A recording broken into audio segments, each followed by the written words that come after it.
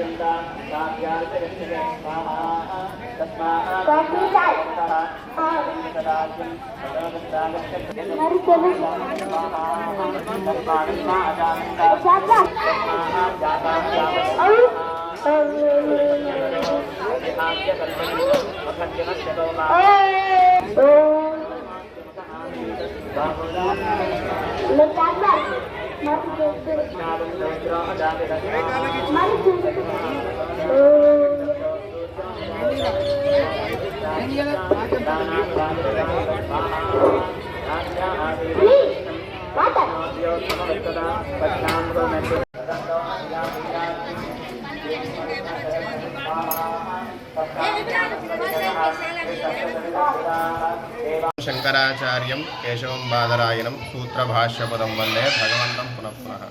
దత్తాత్రేయ మహాదేవో దత్తాత్రేయ మహాదేవ్ దత్తాత్రేయాయ వైకుంఠం నారాయణమహం భజే. శృతిస్మృతి పురాణానాం ఆలయం కరుణాలయం నమామి భగవత్పాదం శంకరం లోకశంకరం. దత్తాత్రేయ మహాదేవో దత్తాత్రేయ మహాగురు దత్తాత్రేయాయ వైకుంఠం నారాయణమహం భజే.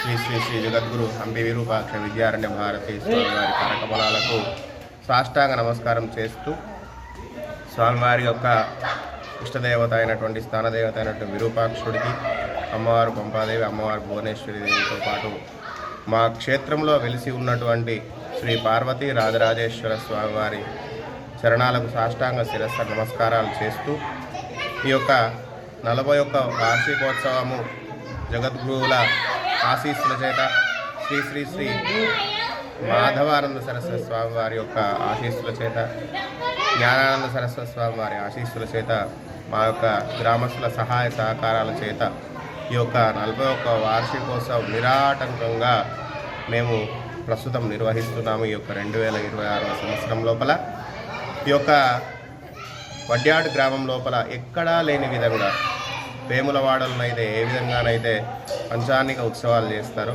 అదేవిధంగా మొదటి రోజు మహాగణపతి పూజ పుణ్యామాచనము, తర్వాత అంకురారోపణము ఇత్యాది కార్యక్రమాలు చేసుకొని నేటి దినము 2వ రోజు అగ్ని ప్రతిష్టాపన, గోపూజ, తర్వాత భేరీ పూజ, దేవతాహ్వానము, రుద్రహోమము తదితర హోమాలన్నీ చేసుకుంటూ మరి రేపు మహాశివరాత్రి పర్వదినాన్ని పురస్కరించుకొని ప్రత్యేకంగా మా తాతగారు హనుమాన్ల పంతులు గారు ఏ విధంగానైతే ఈ వ్యవస్థను పెట్టినారో అదేవిధంగా చండీ మహాయాగము నిర్వహిస్తూ శివరాత్రి రోజున చండీ మహాయాగం నిర్వహించడం అనేది దుర్లభం. ఎందుకంటే బ్రాహ్మణులందరూ కూడా బిజీగా ఉంటారు. కానీ అయినా మా తాతగారు పెట్టిన ప్రకారమే ఇక్కడ మేము చండీయాగము, రుద్రహోమము, నాన్యాసపూర్వక రుద్రాభిషేకం ఇత్యాది కార్యక్రమాలు నిర్వహిస్తూ సాయంత్రము స్వామివారికి అంగరంగ వైభవముగా ఈ యొక్క కళ్యాణం, శివపార్వతుల కళ్యాణము నిర్వహిస్తాము. తర్వాత రథయాత్ర ఇత్యాది కార్యక్రమాలన్నీ ఉంటాయి. ఎల్లుండి సోమవారం రోజున ఎక్కడా లేని విధంగా స్వామివారికి అన్నపూజ, అన్నార్చన అనేటువంటి కార్యక్రమం ఉంటుంది. ఆ అన్నార్చన కార్యక్రమం లోపల స్వామివారికి ఒక 5 కిలోల దధ్యాన్నము చేత స్వామివారికి నివేదన చేసి అన్నపూర్ణేశ్వరి మాతగా కొలుస్తూ అందరికీ వచ్చినటువంటి భక్తులందరికీ కూడా అన్నప్రసాద వితరణ అనేది ఉంటుంది. మహాపూర్ణావతి కార్యక్రమం తర్వాత ప్రత్యేకంగా ఎక్కడ లేని విధంగా మా గ్రామం లోపల మా పార్వతీ రాజరాజేశ్వర స్వామి దేవాలయం లోపల కోలుగండలు, అంటే ఎవరెవరికైతే సంతానం లేదో ఆ సంతానం లేని వాళ్ళందరికీ కూడా కోలుగండలు అనేటువంటి కార్యక్రమము ఇక్కడ నిర్వహించి ప్రత్యేకంగా పూజలు చేయడం జరుగుతుంది. దానికి తార్కాణం మరి ఇక్కడ ఉన్నటువంటి మా సదర్ ఎవరైతే ప్రస్తుతం సదర్ ఉన్నారో సురేష్ ఒక 9 సంవత్సరాల కింద కూర్చోవడం జరిగింది. అతనికి మంచి సుపుత్రుడు కలగడం, ఇట్లా చాలామందికి ప్రతి సంవత్సరం కూడా ఒక 10-15 మంది కూర్చుంటారు. వాళ్ళందరికీ కూడా సంతానము కలగడం జరుగుతుంది. కావున భక్తులు ఇట్లాంటి సదవకాశాన్ని వినియోగించుకొని స్వామివారి కృపకు పాత్రలయ్యి స్వామివారి యొక్క అనుగ్రహానికి మీరందరూ కూడా పాత్రలవుతారని చెప్పేసి మా యొక్క కమిటీ పక్షాన తెలియజేస్తున్నాము. మరి మా గ్రామము 2000 మంది మాత్రమే ఉంటారు. కానీ దగ్గర 10 లక్షల ఖర్చు వెచ్చించి మేము ఈ యొక్క కార్యక్రమం అంతా స్వామివారికి ఉడతా సాయంగా పరమేశ్వరుడు ఇచ్చినటువంటి ఐశ్వర్యాన్ని పరమేశ్వరునికే అర్పణ చేస్తూ మేము యొక్క కార్యక్రమాలను నిర్వహిస్తూ వచ్చినటువంటి దాతల చేత ఆ పక్కన కళ్యాణ మండపము, తర్వాత ఈ పక్కన స్వామివారికి యాగశాల దగ్గర కొత్త నూతనంగా షెడ్డు నిర్మించుకున్నాము. తర్వాత మా గ్రామ దొరవారనేటువంటి నవీన్ చందర్ రెడ్డి రాజా నవీన్ చందర్ రెడ్డి గారి సతీమైనటువంటి పద్మావతి దేవి గారు మాకు మాట ఇవ్వడం జరిగింది. కళ్యాణ మండపం కూడా మేము చేయిస్తామని చెప్పేసి మరి నెక్స్ట్ సంవత్సరం కూడా దానికి ఈ యొక్క శివరాత్రి రోజే ముహూర్తం చేసి స్వామివారి యొక్క అనుజ్ఞ చేత ఆ యొక్క కళ్యాణ మండపం కూడా నూతనంగా కళ్యాణ మండపం కూడా నిర్మించుకుంటున్నాము.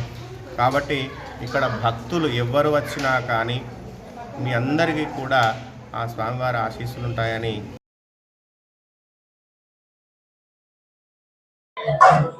ఓం నమ శివాయ. శంకరం శంకరాచార్యం కేశవం బాదరాయణం సూత్రభాష్యకృతం వందే భగవంతం పునః. దత్తాత్రేయ మహాదేవో దత్తాత్రేయ మహాగురు దత్తాత్రేయ వైకుంఠం నారాయణ మహం భజే. భక్తులందరికీ కూడా మీడియా పక్షాన మహాశివరాత్రి శుభాకాంక్షలు తెలియజేస్తూ, నేడు మా ఒడ్యాడు గ్రామం లోపల వెలిసినటువంటి 12వ శతాబ్దంలో వెలిసినటువంటి పాత రాజరాజేశ్వర స్వామి, వీరభద్రుడు, భద్రకాళి అమ్మవారి యొక్క దేవాలయాలన్నీ కూడా పునఃప్రతిష్టాపన చేసుకొని 41 సంవత్సరము, ఈ యొక్క 41 సంవత్సరాలు పూర్తి చేసుకున్నందున మేము నేటి దినమునందున మహాశివరాత్రి పర్వదినం లోపల బంగారు లింగంతోని పూజ చేసుకొని ఆ యొక్క త్రిశూల పాశుపత రుద్రాభిషేకాలు చేసుకోవడం జరిగింది. నేడు ఎక్కడా లేని విధంగా మా యొక్క గ్రామం లోపల చండీ హోమ పారాయణం చేస్తూ హోమం చేయడం జరుగుతుంది. మరి ఈ యొక్క మహాశివరాత్రి పర్వదినాన్ని 4 యుగాల లోపల భక్తులందరూ కూడా నిర్వహించేవాళ్ళు. ఎందుకంటే శివుడు ఆదిదేవుడు, పరమేశ్వరుడు, సృష్టికి స్థితికి లయకు కారమైనటువంటి ఆ యొక్క పరమేశ్వరుడు నేడు మహాశివరాత్రి నందున లింగోద్భవ సమయం లోపల ఎవరైతే పూజ చేస్తారో వాళ్లకు నరకం నుంచి ఉత్తీర్ణులయ్యి ఈ యొక్క కాలభైరవుడి దగ్గర ఉంటుందట చిట్టా అంతా కూడా. యమధర్మరాజు ఎట్లనైతే మనకు శిక్షలు విధిస్తాడో ఆ శిక్షలన్నీ కూడా మహాశివరాత్రి పర్వదినం లోపల ఎవరైతే స్వామివారి పైన ఒక బిల్వ దళాన్ని పెడతారో వాళ్లకు ఇక్కడనే మళ్ళీ జన్మ లేకుండా, ఈ కలియుగం లోపల మళ్ళీ జన్మ లేకుండా పరమేశ్వరుడు తన సాంగత్యాన్ని చేర్పించుకుంటాడట. మన యొక్క పాపాల చిట్ట పుణ్యాల చిట్ట అంతా కూడా కాలభైరవుడి దగ్గరికి వెళ్ళి ఆ కాలభైరవుడే మనకు ఏ దానికైతే తప్పు చేసినామో దానికి నరకంలో ఏ విధంగానైతే శిక్ష విధిస్తారో దానికి రెట్టింపు శిక్ష విధించి ఇక్కడనే మనకు జీవన్ముక్తుణ్ణి గావించి ఇక్కడనే మన యొక్క పుణ్యాలను కూడా రెట్టింపు చేసి శివ సాహిత్యాన్ని ఇస్తారట. మరి కృతయుగం లోపల మనులు మాణిక్యాల చేత పూజించబడినటువంటి లింగము మహాశివరాత్రి రోజున పూజిస్తూ ఉండేవాళ్ళట కృతయుగం లోపల దేవతలందరూ కూడా. కృతయుగము మొట్టమొదటి యుగము. అక్కడ సత్యము మాత్రమే పరిపాలిస్తూ ఉండేది, ధర్మము మాత్రమే ఉండేది.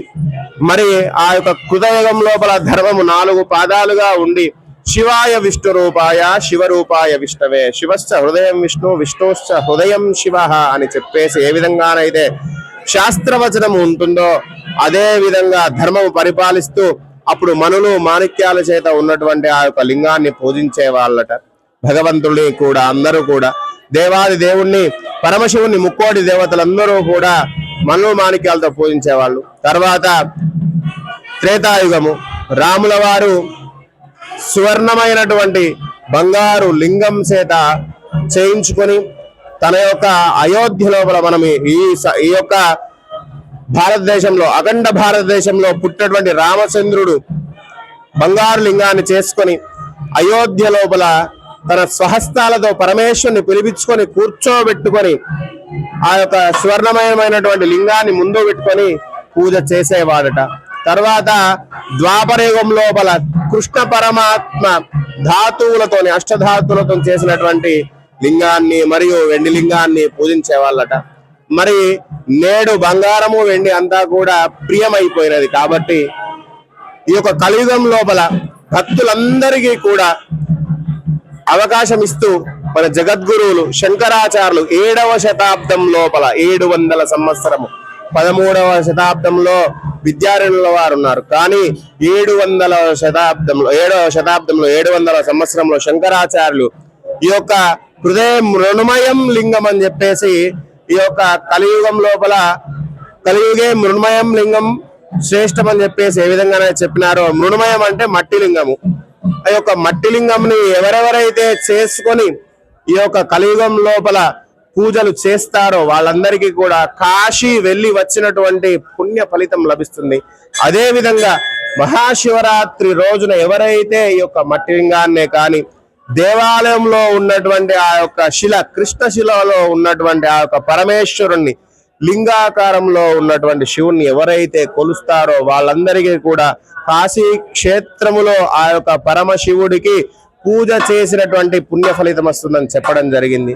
మరి యొక్క మహాశివరాత్రి పర్వదినము విశిష్టత ఏంటిదంటే ఈ రోజు ముక్కోటి దేవతలందరూ కూడా ఈ యొక్క భూమి అందుకు వచ్చి భూమండలానికి వచ్చి ఈ యొక్క పూజలు నిర్వహిస్తారట పరమశివునికి నిర్వహించి నిశీ పూజ రాత్రి కాలమందున సాయంకాలము మొదలుకొని గోధువులు వేళ మొదలుకొని రాత్రి నిశీ పూజ అంటే 12 గంటల తర్వాత లింగోద్భవ సమయం లోపల ఎవరైతే బిల్వపత్రి పెడతారో మన యొక్క జనాల లోపలనే ఆ యొక్క భగవంతుడు కూడా కలిసిపోయి ముక్కోటి దేవతలందరూ కూడా శివుణ్ణి అర్చన చేయడం జరుగుతుందట. ఆ యొక్క పరమశివుణ్ణి ఎవరైతే ఆరాధిస్తారో పంచామృతాలతో కానీ ఆ యొక్క స్వామివారికి పంచగవ్యాలతో గాని ఏ విధంగా అర్చించినా ఆ యొక్క పరమశివుడు మనకు వరాలను ఇచ్చేవాడు. ఎందుకంటే రాక్షసులందరికీ కూడా దానవులందరికీ కూడా మొట్టమొదలు శివ అని పిలవగానే తపస్సు చేయగానే వరాలు ఇచ్చినటువంటి ఘనత మరి మా యొక్క పరమశివుడికే చెందుతుంది. ఆ పరమశివుడికి శైవము ఈ యొక్క వైష్ణవ అనే భేదమే లేదు. భక్తులు ఎవ్వరు కూడా అడ్డబొట్టు నిలువబొట్టు అని ఎప్పుడు కూడా ఈ యొక్క తారతమ్యాలు చూపించద్దు. ఎవరైతే ఈ యొక్క తారతమ్యాలు చూపిస్తారో శివుడికి కేశవుడికి ఎవరైతే భేదము చూపిస్తారో వాళ్ళకు తప్పకుండా నరకము ప్రాప్తి ఉంటుందని చెప్పేసి ప్రతీతి. ఎవరైతే శివుణ్ణి తక్కువ చేసి చూస్తారో నారాయణమూర్తి తప్పకుండా గరుత్మంతుని వాహనం పైన వచ్చి వారికి శిక్ష విధిస్తాడని చెప్పేసి చెప్పడం జరిగింది. కాబట్టి భక్తులందరూ కూడా శివకేశవులకు భేదం చూపించకుండా మనకు సాక్షాత్తు ఈ యొక్క స్వామివారు జగద్గురు శంకరాచార్యులు గారు ఎట్లనైతే షణ్మత స్థాపన చేసి ఈ యొక్క శాక్తేయము గాణాపత్యము శైవారాధనము ఇవన్నీ కూడా కలిపి శివ పంచాయతం అని ఏ విధంగా మరి మా గుళ్ళో ఉన్నదో ఆదిత్యం అంబికం విష్ణుం గణనాథం మహేశ్వరం అని చెప్పేసి ఏ విధంగా ఉందో అదే విధంగా భక్తాదులందరూ కూడా ఎవరికి ఇష్టమైన దైవాన్ని వాళ్ళు కూడా ప్రార్థించుకోవచ్చు. కాబట్టి భక్తులందరూ కూడా శివకేశవులకు భేదం చూపించకండి. మీరు ఆ యొక్క పాపాన్ని మూట కట్టుకోకండి. ఏ దేవుడు ఎవరికి బానిస కాదు, ఏ దేవుడు ఎవరికి ప్రతినిధి కాదు. ఇప్పుడైతే శివుణ్ణి ఆరాధిస్తున్నామో తప్పకుండా కేశవుడికి మనము ఆ యొక్క పుణ్య ఫలితం తప్పకుండా ఆ కేశవుడు మనకు అందిస్తాడు. ఎందుకంటే మా జగద్గురువులు విద్యారణ్య భారతి స్వామి వారి దగ్గర మేము చూస్తాము. ప్రస్తుత పీఠాధిపతి అయినటువంటి విద్యారణ్య భారతి స్వామి క్షేత్రాధిపతి విద్యారణ్య భారతి స్వామి దగ్గర చూస్తూ ఉంటాము. నాగశాలి గ్రామం ఉంటుంది, తర్వాత ద్వారకాశాలి గ్రామంలో నాగలింగశాలి గ్రామం ఉండి శాలగ్రామాలన్నీ కూడా పూజ చేస్తూ ఉంటారు. ఆ పీఠంలో భారతదేశంలో ఎక్కడా లేని విధంగా విద్యారణ్య పరంపర లోపల విరూపాక్షుడు మొదలుకొని ఆ యొక్క మలయాళ బ్రహ్మ వరకు కూడా ఆ యొక్క దేవతలన్నీ కూడా ఉండడం జరుగుతుంది. కాబట్టి స్వామివారులే మనకు ఆ దేవతకు భేదం చూపించకుండా ఉంటారు. కాబట్టి ఆ యొక్క సన్యాసులు ఎవరైనా కూడా ఈ యొక్క భేదం లేకుండా ఉంటారు. కాబట్టి మానవ మాతృలము అందులోపల మనము ఈ యొక్క నిత్య నైమిత్య కర్మలు చేసేటువంటి వాళ్ళము. కాబట్టి మీరు కూడా శివుడికి కేశవుడికి భేదం చూపించవద్దని చెప్పేసి ఈ మహాశివరాత్రి పర్వదినాన్న మీకు దగ్గర ఉన్నటువంటి ఏ దేవాలయం అయినా పర్వాలేదు, శివాలయం ఉంటే వెళ్ళండి, లేదంటే ఈ వైష్ణవాలయానికి వెళ్ళైనా పూజ చేసుకొని రండి. నారాయణమూర్తికి చేసిన ఈ రోజు ఆ పుణ్య ఫలితం అంతా పరమేశ్వరుడి పాదాల చెంతగా చేరదు. కాబట్టి భక్తాదులందరూ కూడా గమనించి మహాశివరాత్రి పర్వదినాన్ని సద్వినియోగం చేసుకుని అందులోపల భానువారముతో కూడినటువంటి మహాశివరాత్రి ఆదివారముతో కూడినటువంటి మహాశివరాత్రి పర్వదినం ఇది. ఈ